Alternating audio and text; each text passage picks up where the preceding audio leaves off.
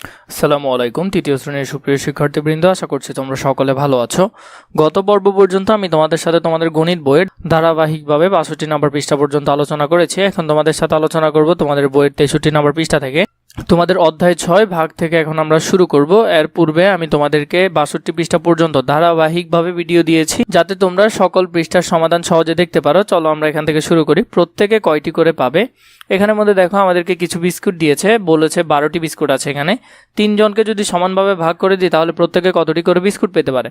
প্রথমে দেখো একটা একটা করে 3 জনকে দিব। এখান থেকে একটা একটা করে আমরা এই 3 জনকে দিয়ে দিব। এভাবে করে প্রথমে 3টা দিলাম 3 জনকে, এরপর আবার 3টা দিলাম 3 জনকে। প্রতিজনকে কয়টা করে? এখানে 2টা করে দেওয়ার পর প্রতিজনকে 3টা করে দেওয়ার পর তাহলে এখানে আরো কত রয়ে গেল? তাহলে এখানে আরো কয়টা রয়ে গেল? আরো 3টা রয়ে গেল। আবার 3টা দেওয়ার পর তাহলে প্রত্যেকে কয়টি করে পাচ্ছে? 4টা করে পাচ্ছে। তাহলে প্রত্যেকে পাচ্ছে কতটি করে? 4টি করে। এভাবে তুমি চাইলে ভাগটা করতে পারো। বস্তুর সংখ্যা ভাগ কতজনকে দিচ্ছ এবং শেষে গিয়ে তুমি যদি ভাগ করো তাহলে যেটা পাবে সেটা হলো কিসের সংখ্যা? বিস্কুটের সংখ্যা। চলো থালায় কিছু কমলা নিয়ে 3 জনের মধ্যে ভাগ করি। থালায় কিছু কমলা নিয়েছে এবং এটা কয়জনের মধ্যে ভাগ করবে? 3 জনের মধ্যে। এখানে কমলা কয়টা? 6টা কমলা। তাহলে 6টাকে যদি তুমি 3 জনের মধ্যে ভাগ করো তাহলে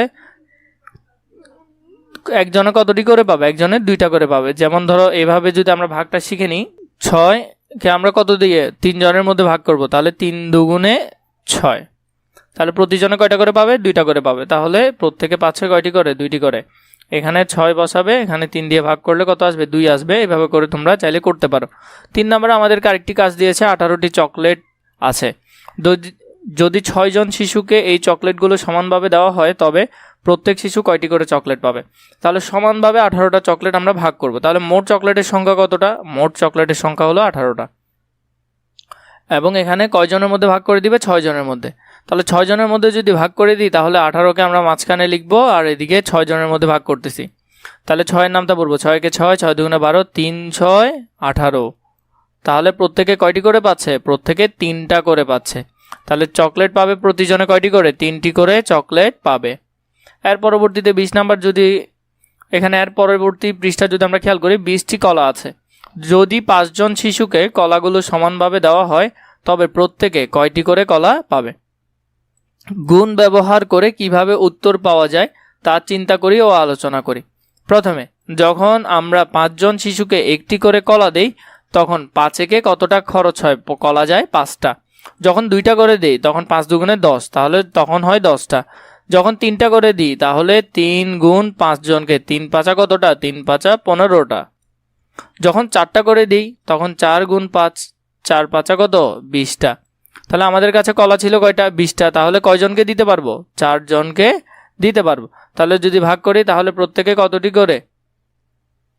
প্রত্যেকে 4টি করে কলা পাবে। এখানে আমাদেরকে দেখো ছোট ছোট 3টি অঙ্ক দিয়েছে, আমরা করে ফেলি। 1 নম্বরে বলেছে যদি 48টি কাগজ 8 জন শিশুকে সমানভাবে ভাগ করে দেওয়া হয় তবে প্রত্যেক শিশু কয়টি করে কাগজ পাবে? তাহলে দেখো এখান থেকে আমরা যদি দেখে নিই, এখানে আছে গাণিতিক ব্যাখ্যার মধ্যে। তাহলে বলেছে 48টি কাগজ কতজনের মধ্যে ভাগ করে দিব? 8 জনের মধ্যে। তাহলে 48 ভাগ যদি 8 দিই তাহলে 6টা কত হয়? 48। এইভাবে করতে পারো, বা বিকল্প পদ্ধতি এটি আরো অনেক সহজ। 8 জন পায় 48টি কাগজ, একজন পায় 48 ভাগ 8 সমান 6টি কাগজ। প্রত্যেক শিশু 6টি করে কাগজ পাবে। 2 নম্বর প্রশ্ন যদি খেয়াল করি, বাবার কাছে 63 টাকা আছে, তিনি ওই টাকা তার পরিবারের 7 জনকে সমানভাবে দিতে চান। প্রত্যেকে কত টাকা পাবে? বাবার কাছে 63 টাকা আছে, তিনি এই টাকা তার পরিবারের 7 জনকে সমানভাবে দিতে চায়। তাহলে আমরা লিখতে পারি 63 ভাগ 7 সমান সমান 7 নং 63। বা বিকল্প পদ্ধতিটি তোমরা সহজে করে নিতে পারো। 7 জনে পায় 63 টাকা, একজনে পায় 63 ভাগ 7 সমান 9 টাকা করে। তাহলে প্রত্যেকে কত করে পায়? 9 টাকা করে পায়। এক হালি ডিমের দাম 48 টাকা। একটি ডিমের দাম কত? এক হালি সমান কয়টা? 4টা। এটা আমাদেরকে দেওয়া আছে। তাহলে আমরা লিখতে পারি এখানে এক হালি সমান 4টি ডিমের দাম যদি 60 টাকা হয় তাহলে একটি ডিমের দাম 60 ভাগ 4 সমান একটার দাম কত টাকা? 15 টাকা। তাহলে প্রতিটা ডিমের দাম কত করে? 15 করে।